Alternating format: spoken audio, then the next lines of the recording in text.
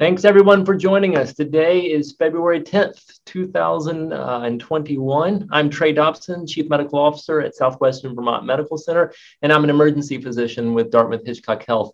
And this is Medical Matters Weekly. It's a show about all aspects of healthcare and the aspects that matter to you most.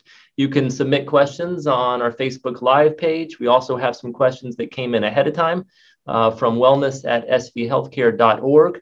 And let me just start by saying this is our inaugural episode. We're very excited. We plan to bring you healthcare topics and a variety of guests each week through live stream and on other social media platforms, as well as in a podcast format that we hope to have ready within a few weeks. So you can listen live to us or you can listen on your own time.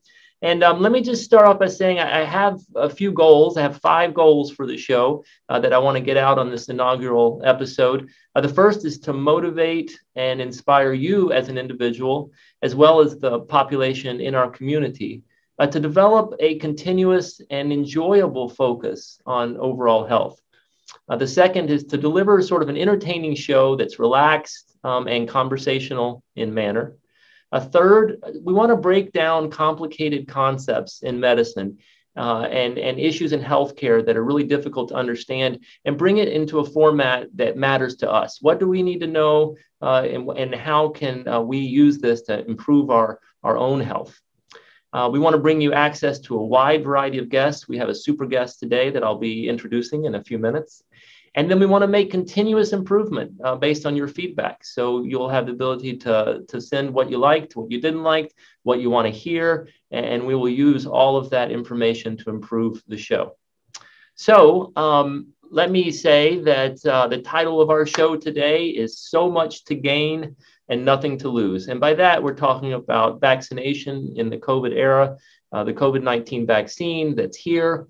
Depending on your state, it is available to certain age groups and specific types of workers. There's a lot of information out there. It can be confusing. We'll go into some of the testing aspects, really all aspects of COVID-19 that are relevant today as we try to bring this pandemic to a close over the next, hopefully, 6 to 12 months. And we've written about the vaccine a lot. We've done a lot here at SVHC to promote the vaccine, to dispel the myths, to talk about testing, to educate the public. Most recently, we put a commentary in the Vermont Digger that you may want to check out that kind of explains why vaccination is important and what some of the myths and problems are that are circulating. And then as well, our website at svhealthcare.org has a lot of information on not only the vaccines, but COVID-19.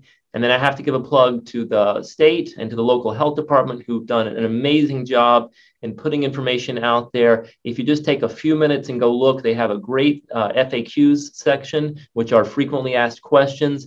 And I love them because I've had some of those questions myself. I can find the question and get the answer.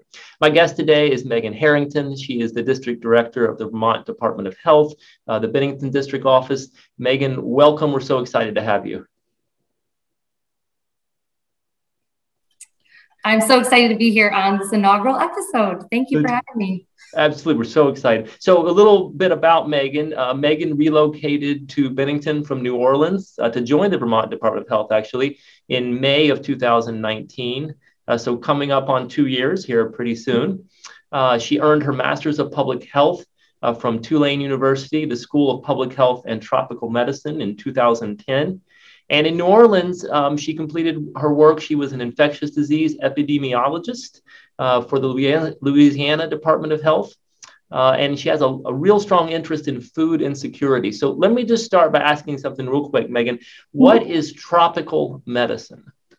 Tropical medicine, a lot of times focused on kind of diseases. You would see malaria, you would see mosquito-borne illnesses, parasites, fungal infections, things you'd often find due to poor water quality, mosquitoes, things like that. It was not an area I dove too deep into. That was a whole other group of kids who would do their internships in very tropical foreign places every summer. My concentration in school was actually in global health, but touched on tropical medicine. And I was really concentrated on refugees and displaced persons while I was in grad school, which also led me to food insecurity issues as well. So yeah, the tropical medicine kids were really cool though. That is great. Are you finding much tropical medicine up in Bennington? No, I would say the tick-borne illnesses feel relatable, but definitely a different breed. What brought you up to Vermont? So I was in New Orleans for about 10 years. I went to Tulane for grad school, and I meant to leave. I did. I meant to leave New Orleans after grad school, but the city kind of got under my skin, and I ended up staying 12 years instead. I had gotten into the nonprofit sector in New Orleans, and I was very eager to get back into public health, and in a place that I felt would more reflect my values as a public health professional. And so Vermont really called to me in that way. On the national level, Vermont stands out for really progressive ideas and an equitable lens. And I really wanted to be a part of that culture.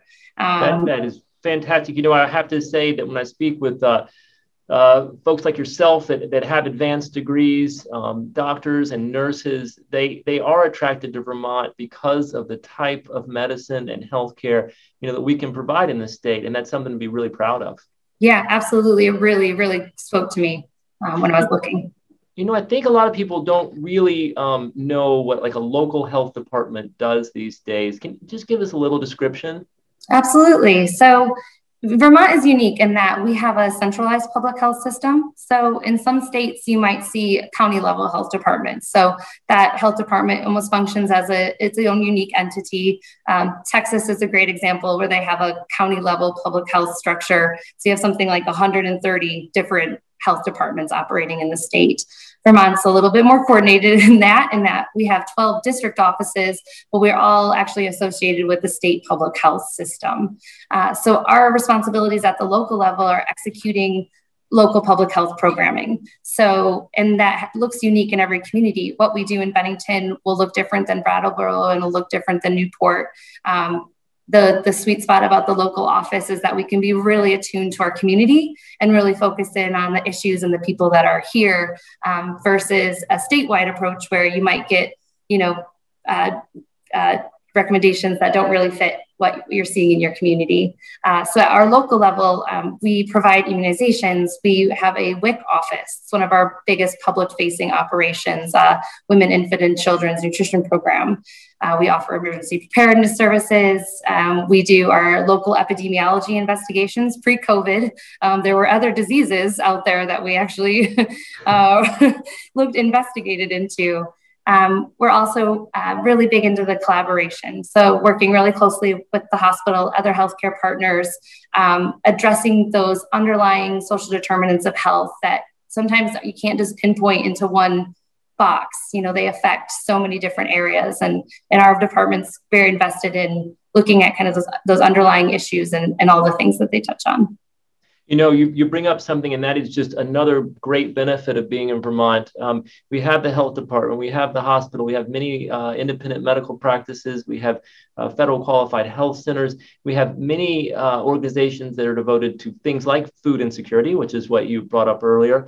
And we all collaborate and work together. There's always the desire to do that, and that just benefits the community. And unfortunately, that's not the case in many parts of the country where it's a little bit territorial. There's a little bit of competition there, and I can just tell you, I very much enjoy practicing medicine here, and that is one of the major reasons. I say it's one of my favorite parts of the job is how collaborative this community is. Absolutely. Yeah. So tell us, I know you mentioned COVID, and the health department has a huge part and responsibility with COVID-19. What's been some of the bigger successes that you've seen so far? Sure. So I think some of our bigger successes is the launching of the testing. It's hard to believe that last March and April, we were conducting our first facility-wide testing. These are new protocols. These were new activities for staff, kind of a new way of doing business. Our lives weren't the 7:45 to 4:30 anymore. This was kind of all hands on deck around the clock. So integrating those new those new way of doing business, those new tier 1 priorities, as we call them, into our workforce and into kind of our way of working was a big success. And then having people show up to the things we were doing. You know, as healthcare people, you can put all the time in the world into a project, and sometimes people don't show up, but we've seen the interest in testing really ramp up. People know that it's a resource and that it has benefits for getting through this thing. So that's been a big success with testing. That's great. And I can vouch that you've done an excellent job with it, and the community really appreciates that. All of these things had some bumps in the beginning, testing, vaccination, but through those collaborative efforts, we're getting there. So before we get in, I want to get into testing first, and then we'll get into some vaccination. And then we're going to get in, by the end, a little bit of why it's important to not forego healthcare right now. In fact, it's even more important to do so during this pandemic. But let me just start with a personal question so that the audience can know you a little bit. Tell us a little bit about yourself personally. You can, what you like to do, what your hobbies are, and how you cope and relax with the current stress that many of us or all of us are under. Absolutely. So I was looking forward to this question. So I was sharing with Trey that I came from New Orleans, and the last 12 years I have enjoyed the Mardi Gras season. This year it looks a little bit different in the city. It looks a lot different for me because we're not going down there this year.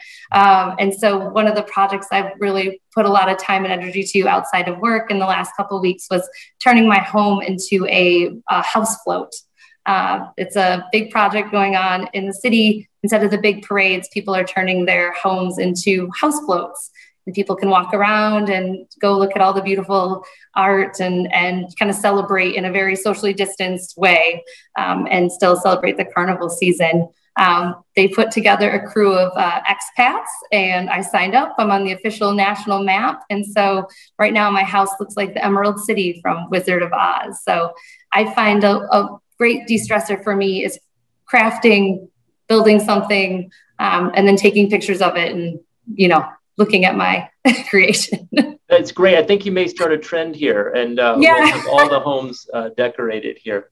Well, let's go into testing. I think any of the audience here is aware that although in the Northeast, the cases and the case rate, in other words, numbers of positive tests for the virus in comparison to the population in New England has been going down steadily. It has been going down nationally, which is a great thing. And it's not attributed to changes in the virus. It's attributed to how society is behaving, as well as some other smaller variables. But unfortunately, Bennington County has not experienced that. Bennington County has had a steady increase. We believe we may have leveled off. But we do know that testing is incredibly important. If we test enough, we can catch people when they're positive, pull them out of society, help them recover, and then get them back into society without spreading the virus. Just tell me a little bit about testing in this area, in this region, and we can have a little conversation about that, because some of this testing is being done by the health department, some by other entities, and the hospital included. Absolutely. So the new testing strategy, we moved the health department actually backed away, and the SBHC stepped in with some other partners to launch 7-day-a-week testing at Bennington Rescue. I believe Tuesday through Sunday, it is all day. It's from, I have it in my notes here. It's an all-day event. Mondays actually a little bit later. I believe Tuesdays through Sundays, there's 144 appointment slots open every day. Wow. So yes, if there's always capacity, I would say. And so we don't want that to be a reason that people aren't getting tested is because they can't get a spot. There's lots of availability and every day of the week. Starting, I believe, this week, we'll see some testing opportunities in Manchester. So the National Guard will be hosting a testing site tomorrow, Thursday, at the Dana Thompson Center in Manchester. You can still register for the event, but they are allowing walk-ins. There's actually enough room to do about 200 walk-ins tomorrow. Wow. So if folks are struggling with the registration process or they just haven't had time, don't feel like you can't show up tomorrow. They will take you in. Then I believe we'll have testing this Saturday, also beginning at the Northshire Medical Center as well. There's also news that there'll be some testing going on at our mountain communities and ski resorts. Those are kind of separate operations. I'm not really involved in those, but there has been some concern with our increasing cases and out-of-state visitors, and that some of the ski industry might be driving that. Well, in response to that, we're going to expand testing to those folks as well. We want to know everyone's status. And I think one of the things, and we talked about some of the successes earlier with testing, I think one of the struggles and challenges we faced with the testing is when people get that information and then they're kind of, some of the options, or there's barriers to being able to do the isolation, to do the quarantining. You know, you live with extended family, you have a job that, you know, doesn't have sick time or doesn't afford you the ability to take 7 days off while you wait, you know, access to food and things like that. I think, you know, on paper, it's, you know, we say just isolate for 7 days. And I think that, you know, one of the challenges we've run into is the testing is absolutely necessary to know and to be able to kind of take yourself out of the equation of transmission. But, you know, we do know that there's struggles in that too, for folks to be able to do that. Absolutely. And, you know, unfortunately, probably many, if not most of the audience here has either experienced it within their immediate family or their extended family and close friends. And it's one thing to talk about quarantine, but then it's another thing to have to go through that process day after day with the family. So there's a lot of good resources that the health department, again, has online. And go ahead. Were you going to say some more about that? Yeah, no, I would say the resources online, there's some great like one-pagers on strategies, even if you are in the same household with someone who's tested positive, the things you can do even within that space to maintain distance, separate bathrooms, different eating schedules, things like that. So really good suggestions for maintaining that. So breaking it down, if someone wants to get tested, the ways they can do that are they can go to the SVHC website, which is svhealthcare.org, click on testing, which pops up right away, and it gives links to the state site to register for testing, as well as another location, which is the testing site at the hospital at SVMC. Right now, that's a phone call, but we will be moving within, we believe, 1 week, but I'm going to say 2 weeks, to also online registration for testing, which should streamline things tremendously. Unfortunately, it's two different types of registration. There's the state registration, and then there's the hospital. We couldn't blend them into one, but narrowing it down to two is almost as good. And it should be straightforward in registering for a test. The tests, you know, today run much more quickly than they used to. You can expect the results from both locations and within 48 hours, which is much better than some of the prolonged times we saw. At the hospital SVMC, we can get some of those results back on the same day, which we're really excited about. And of course, it's actually very important. You know, a test result 5 days from the time you get it doesn't help too much. And we should know as the CIC, it is a self-observed nasal swab.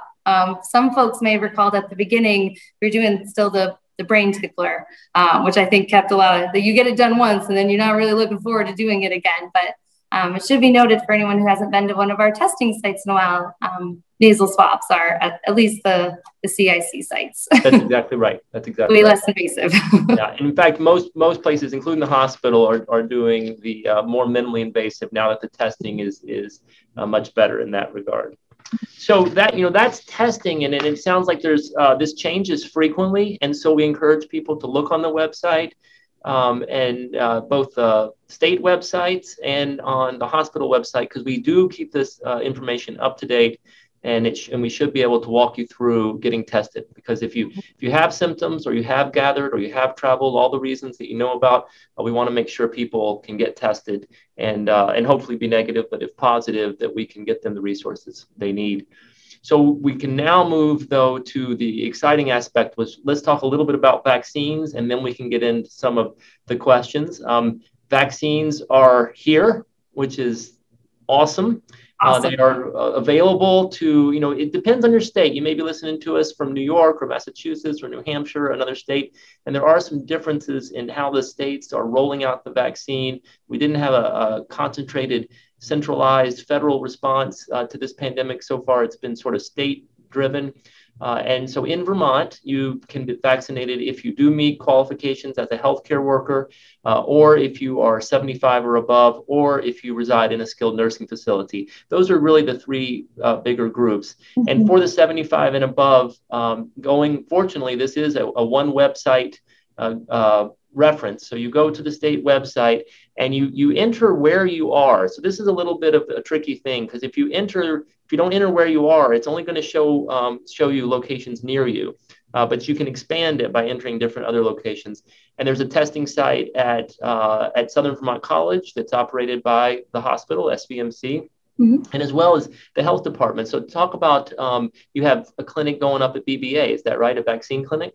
That's right. We're so excited to work with Burn Burton. They've been a great host, and it's been really great working with SVHC. We were really able to complement each other's plans, and that when we learned about hosting the site SVC, then the natural next move was, well, let's make sure we've got a location in the Northshire to really get that 30-minute, drive time geographic coverage for our communities. And so we were so excited to be like, well, we're out of here. Let's go to Manchester and set up shop there. So that's been a really great, collaboration, I think, between the two. The clinic runs from 9 a.m. to 3 p.m. It's appointment only. We really do stress that we're unable to take walk-ins, and serving 75-plus-year-old Vermonters. Folks can come in with a caretaker. And we've actually got a really good system there, probably similar to SVC. Folks with any kind of mobility issues can get dropped off if they've got a ride, and they can take the shortcut in to get in line. They don't have to walk all the way from the parking lot. Some folks with a little bit more mobility, they'll take the walk, but we do have that option. That's great. And for the audience to know, if you haven't had a relative go through the process, or you haven't seen something on TV, at all of these sites, including at the college I just mentioned, at BBA, there's some other sites that are out there. The process is really fairly quick. You go in, you register. You're typically not waiting because of what Megan was saying about that registration process. And by the way, Vermont approached this with a centralized registration process. And I can't tell you as a physician and as a healthcare worker how nice that was, because it means that patients have one site they can go register, and it means we know exactly how many people are coming through, and we can do it fast and efficient. And that's the whole point, is to get as many people vaccinated as possible. So the whole process really takes about 30 minutes from pulling in, maybe slightly longer depending on the time of day. You go, you just give them your name. You've already filled out everything. You go and sit in a chair. Within about 5 to 10 minutes, they call you. You get the vaccine. You're watched for 15 to 30 minutes, and then you're out the door feeling great and knowing that you have started the process towards vaccination for immunity for the virus.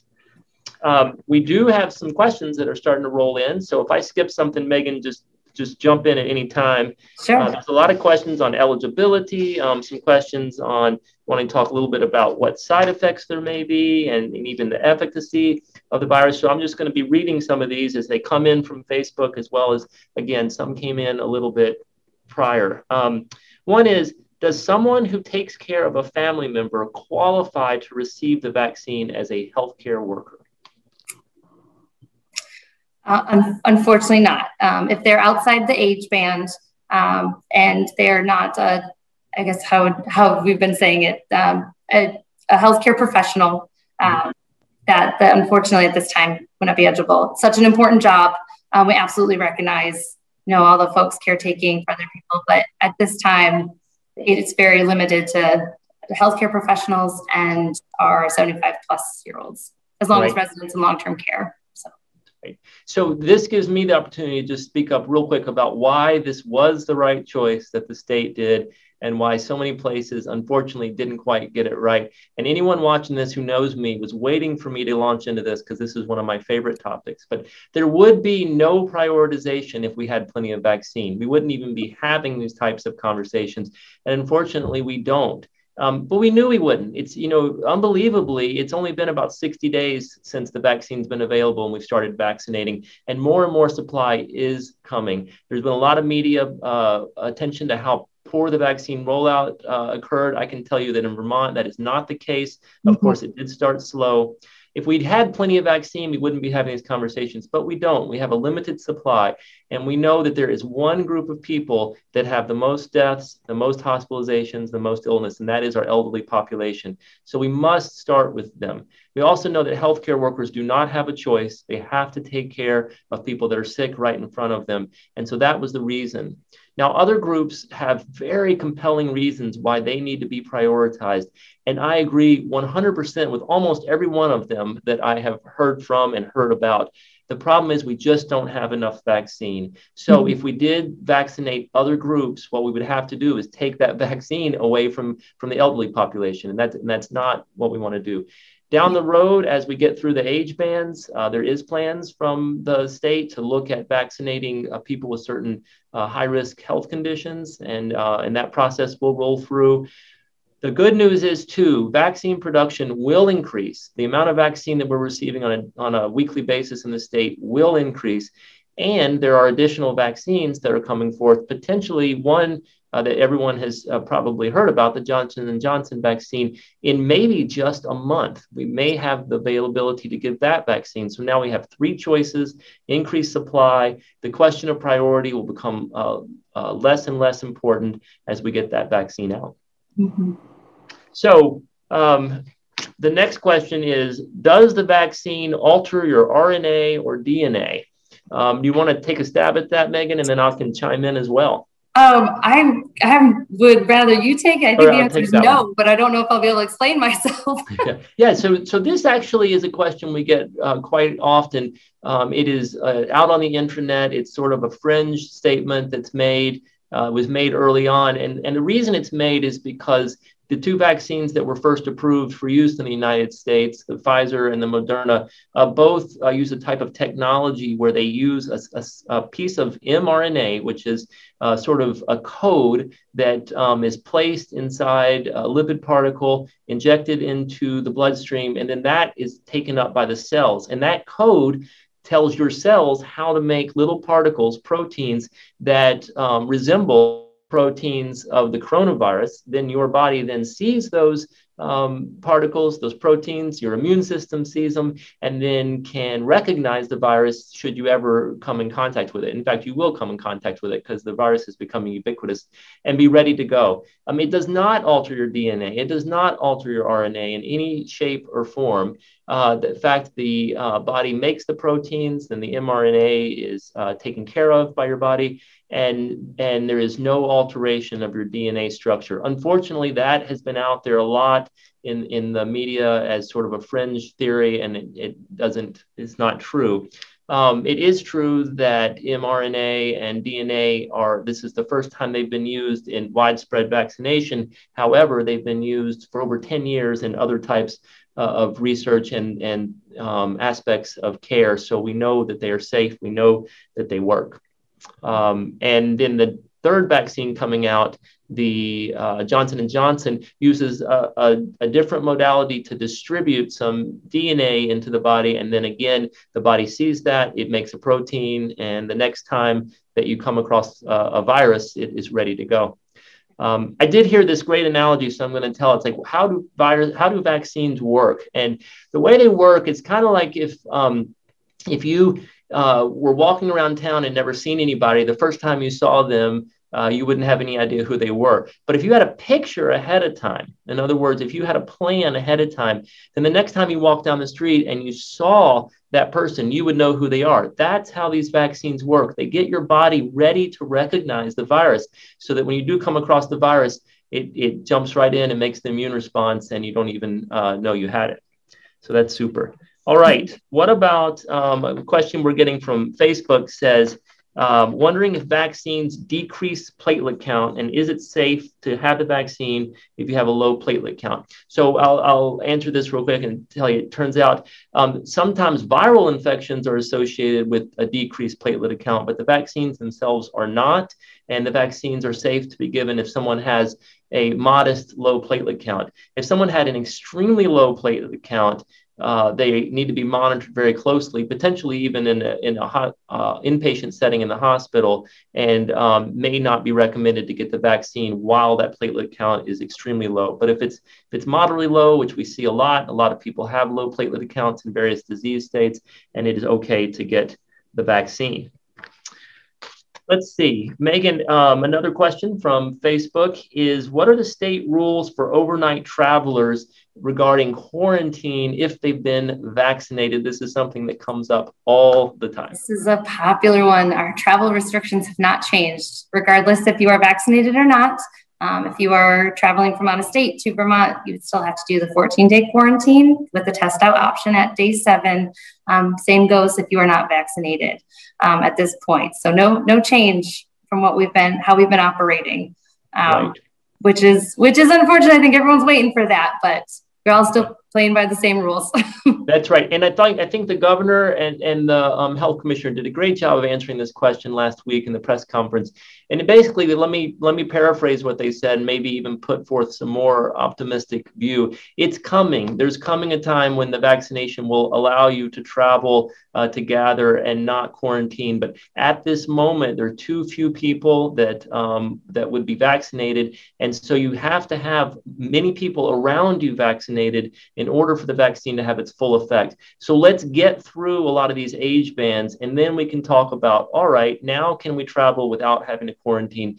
And the other point that the governor said and that the health commissioner said, which I think is wonderful, let's get guidance from a federal level so that the states don't vary in their recommendations. So New York doesn't vary from Vermont, from Massachusetts, New Hampshire. Let's have the same guidelines to follow, the same restrictions. And I think that makes a lot of sense, because I can tell you, being in a health system on the border here, we have to understand New York, we have to understand Massachusetts, Vermont. They have some different rules, and that makes it difficult and confusing. And I can only imagine how much staff time is spent, people calling, what's your rules there? Just freeze up, people. We all have the same. Absolutely. So another question is, would you recommend for or against an entire family getting vaccinated at the same time? For example, 3 people over 75. That's a great question. I think I would recommend you get the vaccine as soon as possible, as soon as you can get the appointment within the same household. I'm not sure staggering would be beneficial. I think as soon as possible. Yeah. And that's what I agree completely. And that's what we say too. I think it is important to be transparent and say the younger population does have a higher rate of having a short-term fever or muscle aches a day after the vaccine, particularly a day after the second shot of the vaccine. And that is normal. That occurs with other vaccinations. It's a little bit higher with this COVID-19 vaccine, and it shows that your body is mounting an immune response. And so, you may even miss work for a half day or a day if you have a fever and don't feel well. A vast majority of the individuals that have this type of side effect over the next day are younger. Typically younger than 50, not always, but typically younger than 50. And they almost always are ready to go the day following. I will say, for transparency, I've never had a problem with any type of vaccine. I got the COVID-19 vaccine. The next morning I did have a fever. It went away after a couple of hours and I felt great. So that just showed me that the vaccine was working and that my body was working, and recognized it. Yeah. I think one of the questions we've gotten a handful of times is, will people test positive for COVID after they've had the vaccine? And the answer, if you have a PCR test, you not test positive for COVID. The PCR test is looking for a viral infection, and that wouldn't come from the vaccine. If you used an antibody test, it could show up as positive, because that's what the vaccine is pushing your body to do, to make antibodies. So we have had that question a few times. So if, following a vaccine, you are continuing to feel crummy for longer than 24, 48 hours, we would recommend maybe seeking a COVID test if it felt right.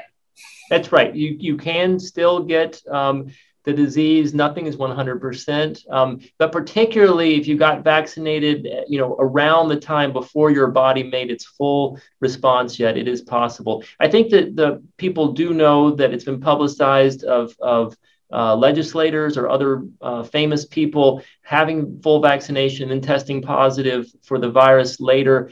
Please know that so far, I'm going to say a majority, but no one has been reported to actually have the disease, COVID-19. They may test positive. It just means they came across it. The vaccines themselves, unbelievable. We can talk about 75% efficacy with Johnson & Johnson and 95% efficacy with the Moderna and Pfizer, but really they were all 100% efficacious in preventing death and hospitalizations. And that is the thing that we really, if I get ill, I get ill with the flu every, several years. And that's the same thing with COVID-19. But if I can stay out of the hospital and of course, prevent death, then the vaccines are working tremendously well in that regard. That's a success. Well, we are out of time. I want to thank everyone for joining us today. We could probably do 10 of these shows because there's so much information on vaccines, so many great questions, our ability to vaccinate and our knowledge on the disease itself continues to evolve. So we'll probably do another episode with this topic. I'd like to thank our guest, Megan Herrington from the Vermont Department of Health, the Bennington District, as well as Mike Cutler from CAT TV, Ray Smith from Southwestern Vermont Healthcare, and Ashley Jowett, also from Southwestern Vermont Healthcare. I'm Trey Dobson. Let me just tell you something. You are awesome. Go out and find joy in everything you do, even in the face of adversity, and we will see you next week. Great. Thank you.